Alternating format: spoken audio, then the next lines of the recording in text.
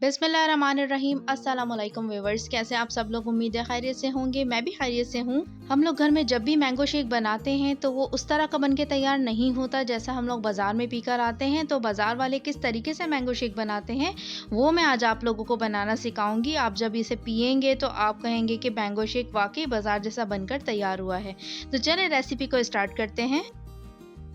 मैंने यहाँ 2 अदद मैंगो लिए हैं और आप अगर शेक ज़्यादा बनाना चाह रहे हैं तो आप इस क्वांटिटी को बढ़ा भी सकते हैं। और इसे हमें छील लेना है, छील कर इसके क्यूब्स में कट कर लेना है। बस इसे ऐसे ही रफ कट कर लेना है। और अब इसे मैं डाल रही हूँ ब्लेंडर के अंदर। और अब मैं इसके अंदर शामिल कर रही हूँ दूध तकरीबन मैं इसके अंदर शामिल कर रही हूँ 1 कप। दूध को मैंने बॉईल कर लिया था और मैं इसे ठंडा करके इसके अंदर शामिल कर रही हूँ। और अब इसके अंदर मैं शामिल कर रही हूँ कंडेंस मिल्क यानी कुमेल। इसके अंदर मैं 3 बड़े चम्मच शामिल कर रही हूँ। और 4 बड़े चम्मच मैं इसके अंदर शामिल कर रही हूँ टेट्रा पैक डेयरी क्रीम। और अब इसके अंदर मैं 2 ग्लास तकरीबन पानी डाल रही हूँ। और आप देख लीजिएगा आपको जितनी इसकी क्वांटिटी रखनी है पानी की, आप इसे जितना गाढ़ा रख रहे हैं उस हिसाब से आप पानी डाल लीजिएगा और इसे आप ब्लेंड कर लेंगे।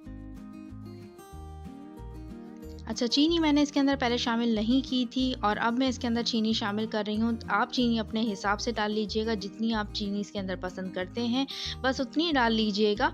तो मैंने यहाँ थोड़ी सी ही चीनी डाली है क्योंकि कोमेल के अंदर भी चीनी मौजूद होती है, तो इस वजह से मैंने इसके अंदर कम चीनी डाली है। और साथ ही इसके अंदर मैंने बर्फ़ के क्यूब्स डाल दिए हैं और इसे अब ब्लेंड कर लेंगे।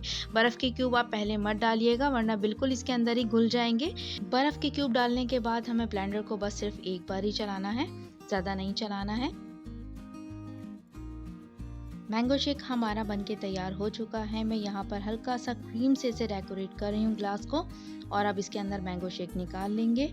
आप एक बार मैंगो शेक इस तरीके से बनाकर देखिए, बहुत ही मज़े का बनकर तैयार होगा और आप एक के बजाय 2-2 ग्लास पीना पसंद करेंगे। रेसिपी पसंद आए तो लाइक करना मत भूलिएगा। कमेंट करके ज़रूर बताइएगा कि ये रेसिपी आपकी कैसी बनी। और चैनल को अगर अभी तक आपने सब्सक्राइब नहीं किया तो प्लीज़ कर दीजिएगा, ये आपकी तरफ से हमारे लिए हौसला अफजाई होती है। और मुझे दीजिए इजाज़त। अल्लाह हाफिज़।